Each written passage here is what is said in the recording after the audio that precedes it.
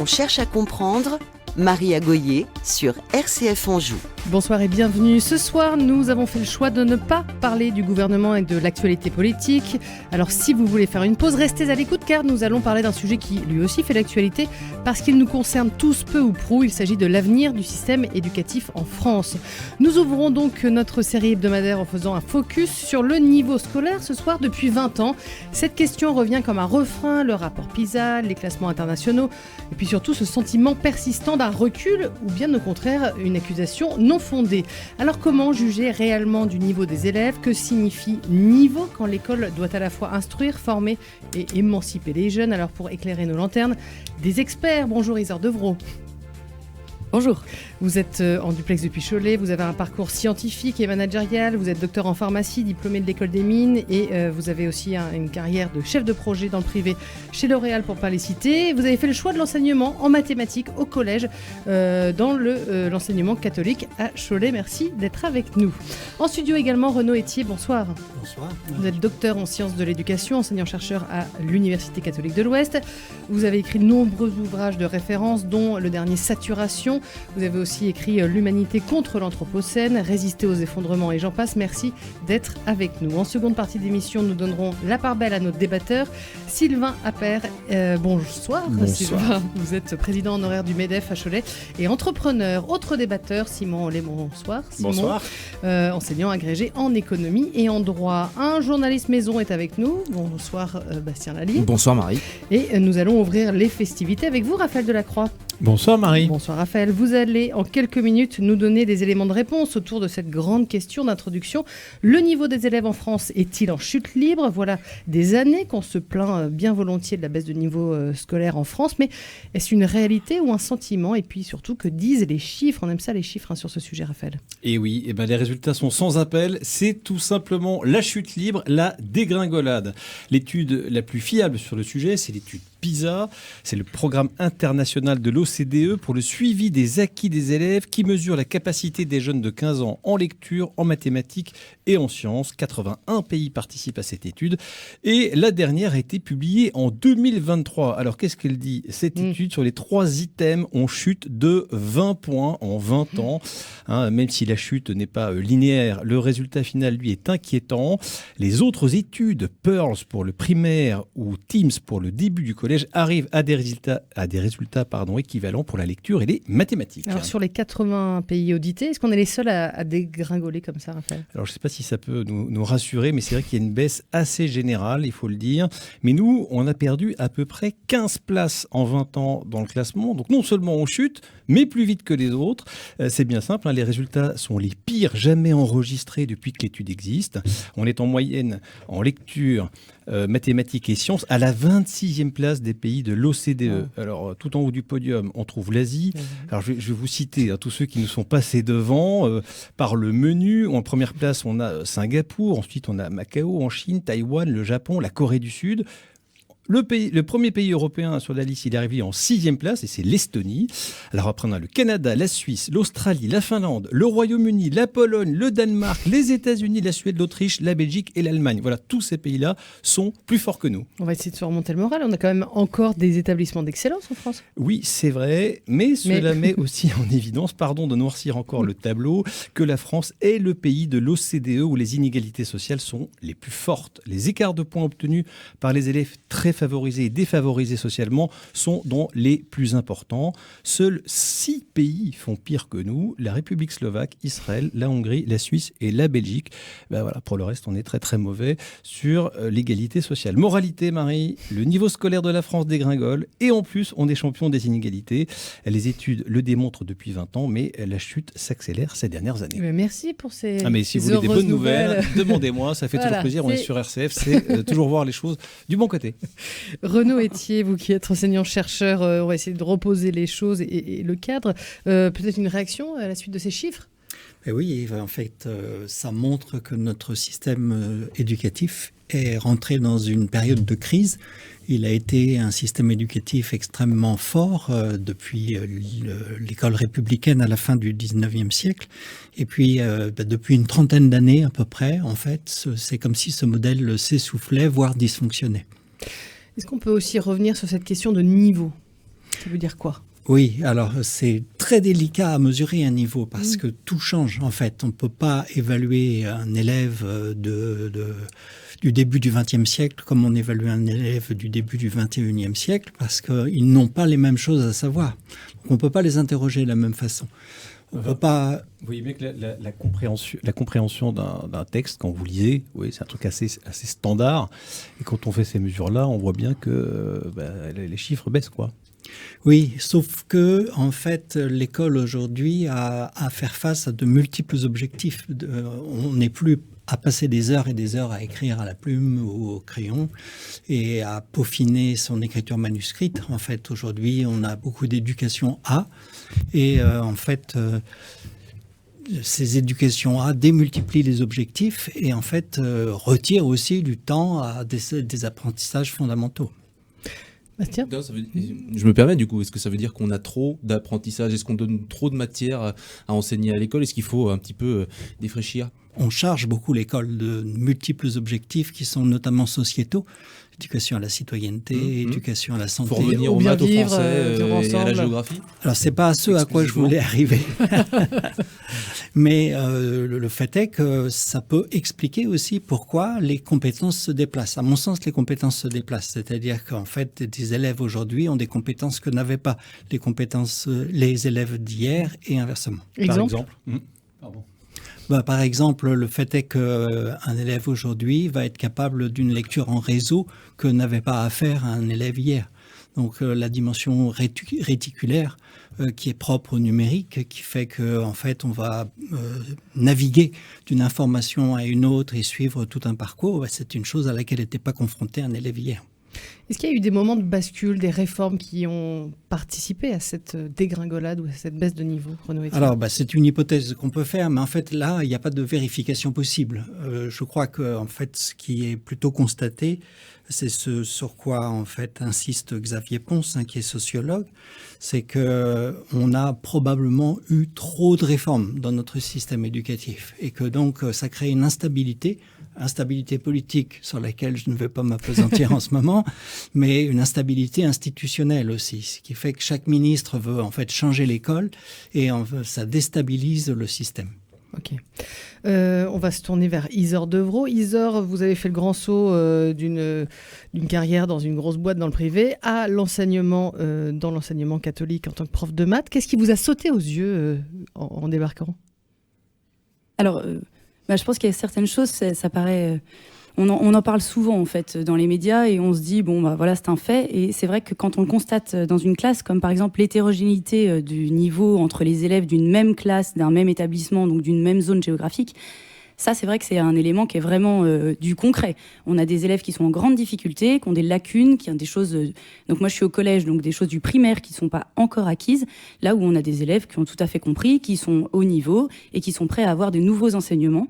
Donc ça, on est toujours en train de faire le grand écart en tant qu'enseignant entre des élèves où il y a des retards, donc il faut combler ces retards, sinon ils ne comprendront pas la nouvelle notion, et puis des élèves qui sont au niveau et qu'on peut du coup emmener plus loin. Donc ça, c'est le premier constat, et c'est vrai que c'est pas juste un titre dans un article, quoi. C'est une réalité dans une classe. Et c'est très difficile en fait de réussir à entraîner ces groupes d'élèves et à construire un cours qui puisse convenir à tous les niveaux. Et puis peut-être le deuxième constat qui est assez important, et ça qui est plutôt nouveau, c'est qu'on a de plus en plus d'élèves qui ont des difficultés, des troubles qui sont des troubles physiques associés. On va avoir des élèves qui vont vraiment nécessiter des aménagements, donc ce qu'on appelle un PAP, un plan d'aide personnalisé, parce qu'il va y avoir une dyslexie, parce qu'il va y avoir des troubles du comportement, des troubles de l'attention, des troubles de la mémorisation. Et en fait, il faut quand même se rendre compte que dans une classe de 30 élèves, on va avoir facilement 3-4 élèves qui vont être concernés par ces plans d'aide personnalisés. Donc qu'est-ce que ça signifie au quotidien ? Ça signifie que le professeur, il doit venir voir ces 3-4 élèves particulièrement pendant le cours pour prendre du temps avec eux, pour s'assurer qu'ils ont compris, réexpliquer, donner des outils, accompagner, imprimer un texte différemment avec des schémas parce qu'en fait, ils ont du mal dans la compréhension de la lecture, etc. Et donc ça, forcément, ça pénalise. C'est très très bon pour ces élèves, mais ça pénalise aussi le reste de la classe parce que le professeur, il passe plus de temps avec ces élèves-là qu'avec les autres élèves. Sachant qu'un cours de 50 minutes, on a 30 élèves, voilà, on passe moins de 2 minutes par élève par cours. C'est ça la réalité en fait d'un professeur en classe pendant un cours. Donc ça, c'est vraiment les 2 constats qui sont des réalités.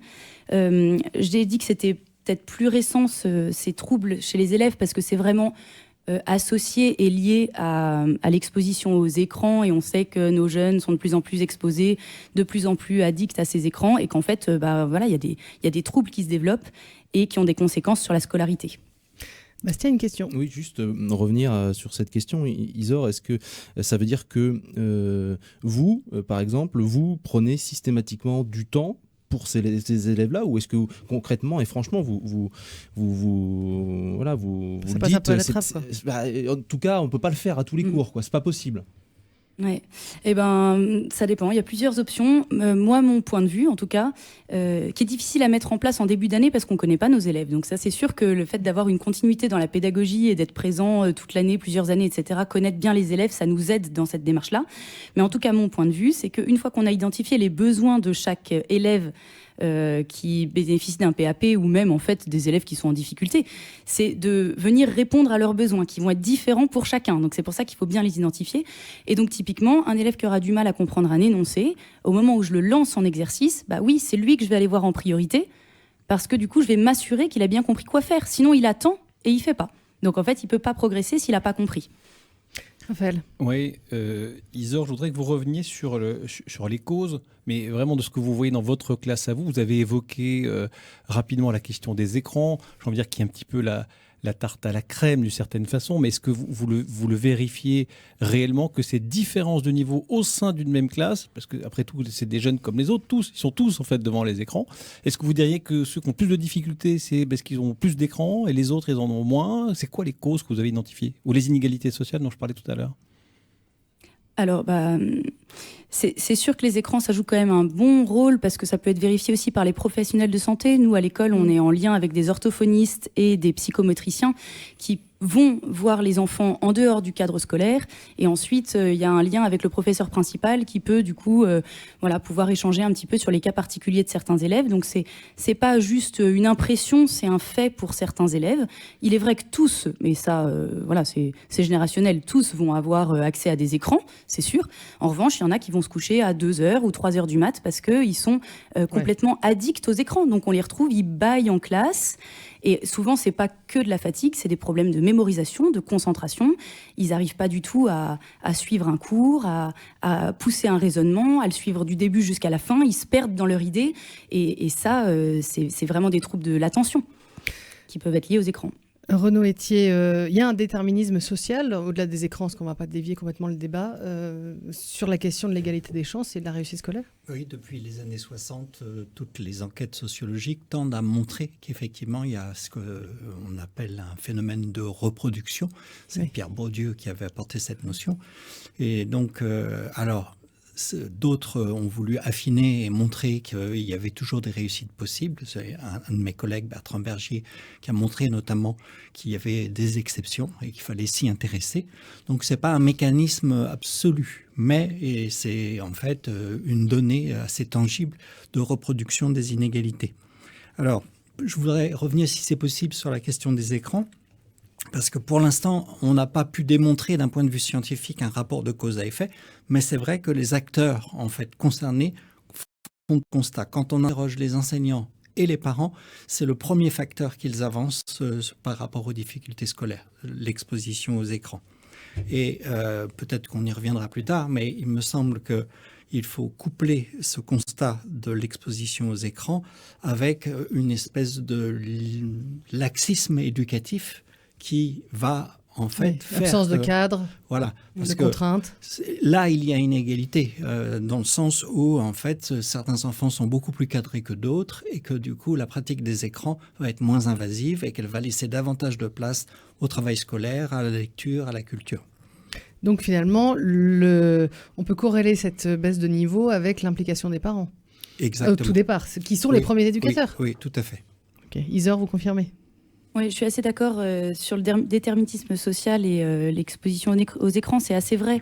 En fait, c'est qu'on constate quand même qu'il y a des élèves qui, une fois rentrés à la maison, ne sont pas du tout accompagnés par leurs parents.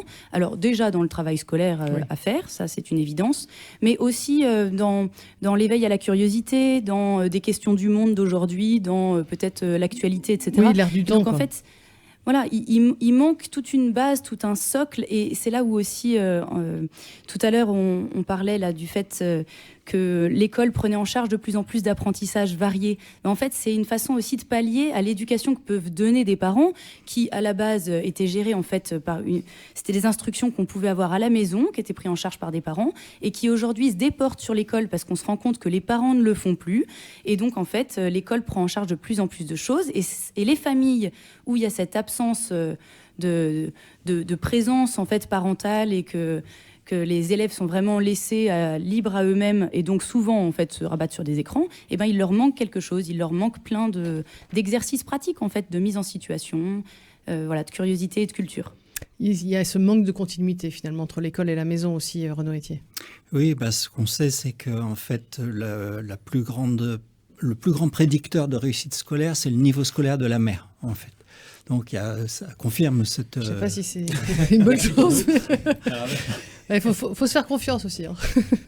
Et donc, ce qui va être important, ce sur quoi insistait le philosophe Bernard Stiegler, c'était de rire et de jouer avec ses enfants. C'est-à-dire qu'il ne s'agit pas simplement de bachoter, mais d'avoir de multiples interactions constructives avec ses enfants et en fait de les socialiser dans le langage, dans des pratiques réglées. Mm-hmm. On va marquer une courte pause, on se retrouve juste après parce qu'on a un peu posé le cadre. On va surtout laisser la place aux opinions, aller un peu plus loin, c'est l'heure du débat. On cherche à comprendre, Maria Goyer sur RCF Anjou. On parle du niveau scolaire de la France sur notre antenne. Thème de la semaine, comment redonner à l'école ses lettres de noblesse. Élément de réponse avec nos invités, Renaud Etier, Isor Devreau. Place à présent au débat avec vous, Sylvain Appert et Simon Rollet. Je vais y arriver. Simon, en tant qu'enseignant, vous êtes d'accord avec notre modèle, système éducatif ? Alors, est-ce que je suis d'accord avec le constat ou avec le modèle ? Avec le constat, c'est indéniable. On a un véritable problème aujourd'hui. Notre éducation est en lambeaux. Il y a tout à refaire. Donc évidemment que je suis d'accord avec ce que ma collègue a pu énoncer et ce qu'on a pu dire à l'instant. Maintenant, la question c'est qu'est-ce qu'on fait et là, en effet, la réponse n'est pas simple. Elle n'est pas simple parce qu'il va falloir s'attaquer à la question en effet des écrans, et je crois que les propositions récentes d'interdire l'accès notamment aux réseaux sociaux, parce qu'en fait... Pas avant 13 ans, ouais. La problématique des écrans, elle est diverse, mais il y a certes cette exposition en tant que telle aux écrans, à la télé, etc. Mais l'exposition aux réseaux sociaux et à l'algorithme des réseaux sociaux est catastrophique parce que cette philosophie, ce principe du zapping... Mais vous savez que c'est quasiment infaisable, Simon, ça. Interdire l'accès aux réseaux sociaux, pour les jeunes, c'est quasiment infaisable. Alors, je ne crois pas. Ce qu'on est en train de vivre, d'ailleurs... Vous allez vous y prendre comment ? Ce qu'on est en train de vivre aujourd'hui, par exemple, avec l'accès aux sites pornographiques est assez intéressant. Vous avez des sites pornographiques qui sont en train de quitter la France parce qu'on les oblige à vérifier l'identité, enfin pas l'identité, mais l'âge des personnes. Je crois qu'on doit faire la même chose pour les réseaux sociaux. On a on va sur la Lune, je vois pas pourquoi on pourrait pas mettre en place ce genre de choses. Oui. Et sincèrement, non mais je veux dire, sur les réseaux sociaux, si c'est pas possible, je pense qu'à un moment donné, il va falloir se poser la question des réseaux sociaux en tant que tels. C'est ça la question. Raphaël. Non, mais juste, et puis Sylvain, il y aura plein de choses à dire, mais je vois qu'on s'est pas mal attardé sur la question des écrans, qui serait un peu le bouc émissaire de la faillite scolaire. On ne parle pas beaucoup de la faillite de l'enseignement, de la formation des professeurs, des idéologies dans la façon de voir la transmission dans les écoles. Je trouve que ce serait aussi intéressant qu'on ne mette pas tout sur les écrans, même si on a bien compris que c'était un facteur important, mais ça ne date pas d'hier en fait. Alors là, je suis complètement d'accord, il y a d'autres sujets, mais les écrans, c'est un sujet. La question de la formation des enseignants est un sujet, la question de la mutation des enseignants est un sujet dans le public. En réalité, tout est à revoir. Les programmes scolaires sont à revoir parce qu'en effet, aujourd'hui, on demande Enfin, je veux dire, nos jeunes, ils doivent encaisser un certain... Enfin, enquiller plein de présence. Oui. C'est devenu en fait absolument abject pour nos jeunes qui du coup n'ont pas envie d'être là. Et quand vous n'avez pas envie, vous n'apprenez pas. Et quand vous n'apprenez pas, vous finissez par regarder vos réseaux sociaux. On y va sur Sylvain Appert. Et après, Isor. Promis. Oui, alors d'accord, en partie. Moi, en partie parce que des élèves qui ont des difficultés, on en avait il y a 40 ans dans les classes. C'est pas venu avec les écrans. Ce qui se passe pour moi avec les écrans, j'ai été aussi enseignant en licence. Moi, ça m'a fait bizarre d'ailleurs de voir des élèves en licence qui savaient difficilement écrire une phrase ou pas être capable de faire un calcul au pourcentage, à Bac+3. Bon, est-ce que c'est de la faute d'Apple ? Je suis sceptique. Ce qui m'ennuie, c'est qu'on est tous d'accord sur le fait que l'éducation nationale est extrêmement importante pour nous, puisque c'est le double miroir. C'est le début de notre société, en fait, c'est les fondements même de notre société. Et en même temps, on y voit tout ce qui ne va pas dans notre société. Très compliqué, ce sujet-là, et c'est pour ça que le monde de l'enseignement est extrêmement important à surveiller et à aider et à accompagner. Maintenant, moi, j'ai encore d'autres facteurs. J'ai vu, pour avoir eu 2 enfants dans une institution privée vendéenne bien connue, des programmes qui se répètent pendant 4 ans. Je suis surpris qu'en général, on reparle de Pythagore de la 5e à la 3e. Je suis surpris que pendant 4 ans, on enseigne la Seconde Guerre mondiale sans jamais entendre parler du général de Gaulle. Je suis surpris qu'on arrive au bac sans jamais avoir étudié Napoléon. Voilà, c'est des choses comme ça. Donc après, on peut reprocher aux écrans tout ce qu'on veut, mais on a des programmes qui ne sont pas à la hauteur. On a des enfants qui, effectivement, sur le papier, sont meilleurs que nous dans notre génération. Et moi, je suis l'un des plus anciens autour de la table, mais bien meilleurs que nous. Il faut les alimenter, il faut les accompagner. Les détections de difficultés sont plus fortes, donc on voit plus d'élèves en difficulté. Les détections, bien sûr, les détections d'enfants précoces, on en a beaucoup plus aussi qu'avant, ce qui fait qu'on les identifie aussi beaucoup mieux. Tout ça, c'est très bien.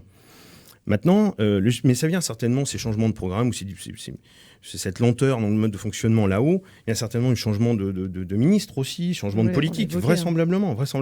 Et les enseignants ne peuvent pas être l'éponge à tout et le paramètre, la variable à tout ça. Maintenant, les enfants qui sont en difficulté, c'est accru par justement le numérique qui les accompagne à aller beaucoup plus vite, beaucoup plus rapidement. Forcément, ce décalage, il est de plus en plus fort. Maintenant, pour moi, l'écran, c'est ce qui montre la différence qu'il y a entre les enfants. Je ne suis pas sûr que ce soit ce qui l'engendre, la différence. Au contraire, peut-être même qu'on a certains enfants qui arrivent à s'en sortir. Et moi, j'en vois chez des jeunes que j'ai pu embaucher, des gens qui sont justement arrivent à s'en sortir grâce au numérique. Ouais, c'est un relais, quoi. Exactement. Alors que s'il n'y avait pas le numérique, on serait inquiet de ce qu'on peut en faire. Isor a un avis sur la question. Oui, alors moi je voulais dire 2 choses. Déjà, je rebondis sur ce qui vient d'être dit. Par rapport à ces écrans, c'est sûr que l'objectif, c'est pas du tout de stigmatiser et de dire qu'il faut tout enlever, parce qu'en fait, on fait partie de ce temps-là et il faut qu'on vive avec ce temps-là. Et il y a des choses qui sont vraiment bonnes. En effet, ça peut aider des élèves qui sont en difficulté sur l'écriture. On va leur donner un ordinateur et donc du coup, c'est un soutien et c'est un vrai outil qui va les aider à s'engager dans le truc, dans leur travail. Mais surtout, en fait, peut-être nos générations d'élèves, il manque un petit peu de persévérance et de sens de l'effort. Et ça, je pense aussi que ça peut être un peu lié. C'est-à-dire qu'on est dans une société qui fonctionne en instantané, tout est rapide. Et donc, un apprentissage, il n'est pas forcément rapide pour tous. Il y en a qui vont comprendre très rapidement et d'autres, ils vont avoir besoin de développer vraiment un vrai effort pour réussir. Les programmes, en effet, ils vont se répéter, mais parce qu'en fait, c'est comme ça que c'est construit. C'est des programmes en spirale. Donc, par exemple, on va voir les fractions en CE1, en CE2, en CM1, en CM2, etc. Et en fait, à chaque fois, on rajoute un petit élément. Et c'est une bonne idée en soi, ces programmes en spirale, c'est-à-dire que ça nous permet de réviser, de consolider les acquis et d'apprendre une couche de plus. La difficulté, c'est quand il y a des élèves qui n'ont pas les acquis, parce que du coup, on reste bloqué sur l'apprentissage de ce qui aurait dû être appris l'année précédente. Donc là, c'est plutôt des histoires de mémorisation et comment est-ce qu'on fait en sorte que nos élèves, d'une année sur l'autre, ils n'oublient pas les notions qui ont été acquises l'année précédente. Mais ce programme en spirale, il est bon. Après, c'est sûr qu'on peut aller encore plus loin et on est parfois freiné par les élèves qui sont en difficulté. On ne peut pas aller aussi loin qu'on le voudrait parce qu'après, il y a une histoire de temps. On court après le temps en tant que professeur. Il faut avoir bouclé le programme à la fin. Donc, on va là où on peut. Ce qu'il y a de très intéressant, par contre, et qui est de plus en plus mis en place, c'est la différenciation. Donc en fait, on ne va pas demander la même chose à tous les élèves. On va faire comme des petits groupes de niveau. Alors c'est pas identifié comme des groupes de niveau, mais certains élèves, on va leur demander plus de choses, des exercices de niveau plus difficiles qu'à d'autres.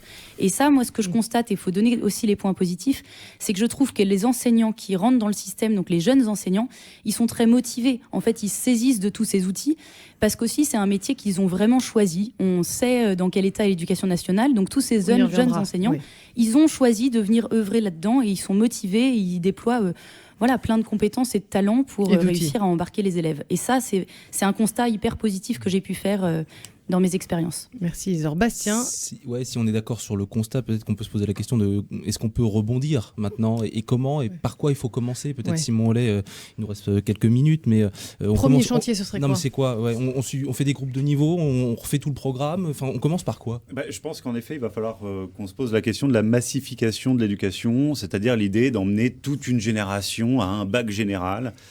Qui pour certains n'a pas de sens, c'est-à-dire que l'abstraction n'est pas quelque chose qui est fait pour tout le monde. Je crois qu'il va falloir qu'on aille vers plus de concret lorsque l'on apprend. Moi, je rêve d'une école dans laquelle on apprend à compter en faisant de la cuisine. Je pense qu'il va falloir qu'à un moment donné, on fasse des choses beaucoup plus concrètes. Alors, on parlera certainement de l'orientation, mais que cette orientation, on l'imagine peut-être dès le début et qu'on réfléchisse assez rapidement à un certain nombre de choses et ouvrir l'esprit. C'est-à-dire que ouvrir l'esprit, c'est aussi faire en sorte que l'école elle soit en lien avec les entreprises, que dès la primaire, on puisse aller voir le médecin, on puisse aller voir l'agriculteur, on puisse aller voir l'ingénieur de la boîte d'à côté, parce que c'est ces rencontres-là qui aussi permettent de lutter contre les déterminants. Parce qu'aujourd'hui, celui qui finit dans un métier, généralement, c'est le métier soit des parents, soit des amis des parents. Il reste 3 minutes, on va faire un dernier tour de table un peu avec ces pistes de solutions. Renaud Etier ? Oui, en fait, ce que vous venez de dire, ça se rapproche davantage du modèle allemand, voire du modèle nordique, et donc peut-être bien qu'on est arrivé... Et ils sont meilleurs que nous. Hein. Oui, voilà. Dans le classement. Dans le classement. Oui, tout à fait. Vous ressortez l'Italie ou pas? Et ça montre bien que notre modèle, qui a été adapté à une société donnée, ne l'est plus. Ouais. Ok.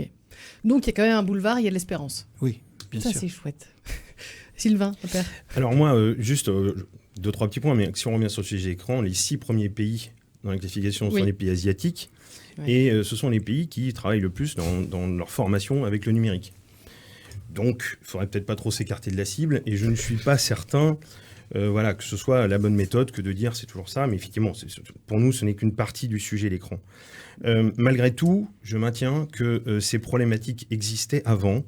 Moi, je suis le cas typique d'un élève qui est passé complètement à côté de l'éducation nationale. Ils m'ont loupé sur tout. Il n'y a pas un truc sur lequel j'ai été capté. Et l'éducation nationale avait tort. Et je pense qu'elle a tort dans beaucoup de cas. Et ça, c'est pas de la faute des professeurs. C'est la faute d'une méthodologie. Avant, il y a 30 ans, il y a 40 ans, on nous parlait d'un centre d'information et d'orientation qui était une gabegie phénoménale. Je ne connais toujours pas quelqu'un dans une carrière professionnelle, et pourtant je connais du monde, qui a fait sa carrière sur les orientations du CIO. Bon voilà, je voudrais savoir tous ces trucs. On a berné un peu les gens dans ce système-là, et berné beaucoup de jeunes. C'est dommage. Oui, je suis pour un rapprochement de l'entreprise et de l'école, même si je maintiens que c'est pas si simple, et pas à cause de l'entreprise. On a une structure qui s'appelle la chambre de commerce, par exemple, qui pourrait faire ce lien et qui forme. On se rend compte que c'est pas si simple, même quand on a des chefs d'entreprise élus, c'est pas toujours facile. Voilà, il faut se projeter, c'est compliqué. Mais tout le monde peut travailler dans le bon sens là-dessus. Mais je reviens toujours, effectivement, spirale ou pas spirale, il y a quand même un sujet. Quand vous travaillez 3 ans sur la Seconde Guerre mondiale et que vous n'entendez pas parler de Charles de Gaulle, moi je dis qu'on est devant un problème quand c'est la 3e personnalité la plus connue de l'humanité. Je suis très, très surpris qu'en plus, elle est française. Et Napoléon qui est le premier. Je parle pour les êtres vivants. On n'en a pas entendu parler non plus. Qu'est-ce qu'il faut faire en France pour entendre parler de Napoléon sur un cursus de 10 ans en études générales? À la rigueur, on en entend parler en études professionnelles. Sur un bac pro, on en entend parler. Ou aller dans les musées. Merci beaucoup à chacun d'avoir pris le temps de débattre sur cette question du niveau scolaire en France. On continue demain. Merci donc à nos invités, à nos auditeurs. On poursuivra cette réflexion. On parlera des évaluations, des notes. Est-ce qu'on doit maintenir ou non ce système? Est-il un révélateur de plus des inégalités sociales? Bref, on en débat demain à partir de 18h30. D'ici là, réagissez, commentez et posez vos questions sur les réseaux.